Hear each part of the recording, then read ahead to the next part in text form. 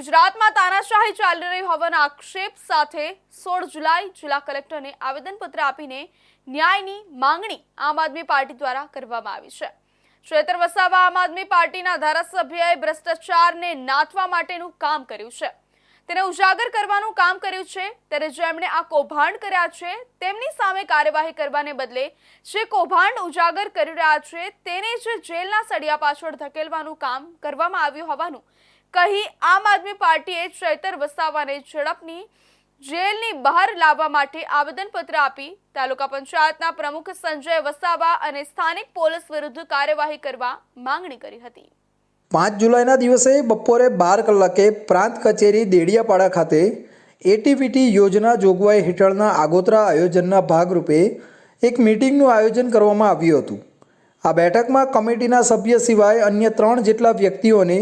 પરિપત્રની ગાઈડલાઇનમાં ન હોવા છતાં ગેરકાયદેસર રીતે દેડિયાપાડા તાલુકા પંચાયતના પ્રમુખ સંજય વસાવાએ કમિટીમાં સમાવતા કહ્યું હતું કે અમારી સરકાર છે, અમે ધારીએ તેમ કરીશું કહીને ધારાસભ્ય ચેતર વસાવા સાથે ગેરવર્તન કરતા ધારાસભ્ય ચેતર વસાવા દેડિયાપાડા પોલીસ સ્ટેશને ફરિયાદ નોંધાવવા ગયા હતા। ફરિયાદ નોંધાવ્યા બાદ દેડિયાપાડા પોલીસે પોલીસ સ્ટેશનમાંથી જ ધારાસભ્યની અટકાયત કરી હતી, પરંતુ પોલીસે આગોતરા પ્લાનિંગથી ગ્લાસ વડે હત્યાના પ્રયાસની અને મહિલાને આગળ કરી વાર્તા ઉપજાવી કાઢી સંજય વસાવાને ફરિયાદી બનાવી ખોટી ફરિયાદ દાખલ કરી હતી। ધારાસભ્ય ચેતર વસાવાની ફરિયાદ પર તપાસ કે કાર્યવાહી કરવામાં આવતી નથી અને પોલીસ દ્વારા એકતરફી કાર્યવાહી કરીને ખોટો કેસ કરી ફસાવી દેવામાં આવ્યા હોવાના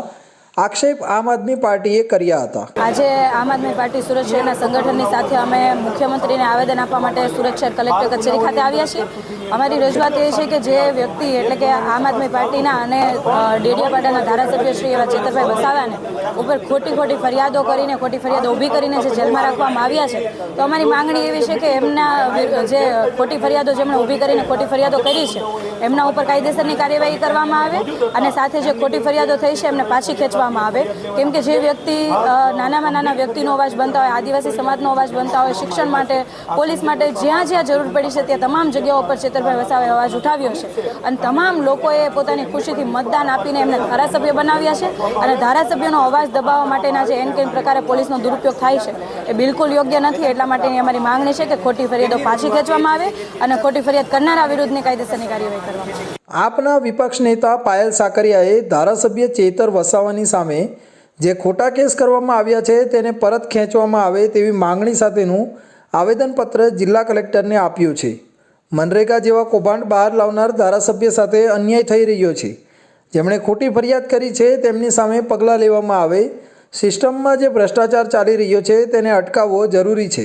પરંતુ જે અવાજ ઉઠાવી રહ્યા છે તેની સામે જ કાર્યવાહી કરવામાં આવી રહી છે। જો અવાજ દબાવવામાં આવશે તો ભ્રષ્ટાચારની સંખ્યામાં વધારો થશે।